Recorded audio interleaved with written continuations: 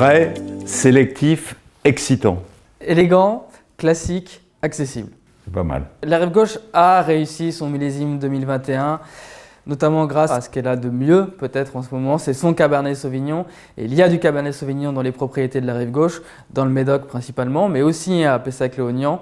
Donc effectivement, le Cabernet Sauvignon sauve le millésime et la Rive Gauche s'en sort très bien. C'est une année tardive, après un été qui n'a pas été terrible, après du gel au printemps, du mildiou au mois de juillet. Les merlots sont intéressants, limités en volume, et puis les cabernets francs peuvent être exceptionnels. Ça donne des vins qui parfois sont superbes, avec un taux d'alcool qui est beaucoup plus bas que d'habitude.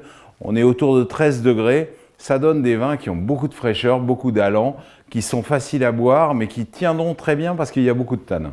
Et des tanins mûrs. Un millésime comme ça, il y a 15 ans, n'aurait pas été à ce niveau-là. Ça prouve à quel point Bordeaux est un vignoble aussi de vignerons qui a su se réinventer, et la viticulture de pointe qui a été mise en place, les infrastructures, la vision vigneronne et la vision œnologique, les deux savoir-faire principaux de ce vignoble-là se sont mis au service du goût du vin. C'est pas un millésime qui s'est fait dans la cave, mais il s'est fait dans la vigne. Absolument.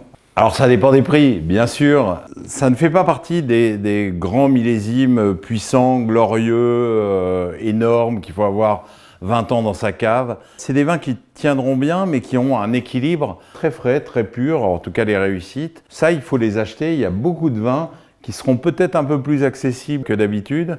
Beaucoup de vins qui sont vraiment très intéressants et qu'on pourra boire dans les 5 ans et parfois qui tiendront beaucoup mieux. Et ce qu'on a pu reprocher à certains vins de Bordeaux à une époque, qui est révolue également, c'était de ne pas pouvoir consommer ces vins jeunes. Et quand on a des millésimes comme ça, qui ne sont pas des millésimes chaleureux, qui ne sont pas des millésimes de grande puissance et de grande intensité, qui sont des millésimes très agréables jeunes. Oui, c'est pas une petite année, c'est un millésime assez joyeux. Les vins ont beaucoup d'allégresse, beaucoup d'allant, beaucoup de fraîcheur, et ça, on se régale avec ça, mais on se régalera relativement tôt. Oui.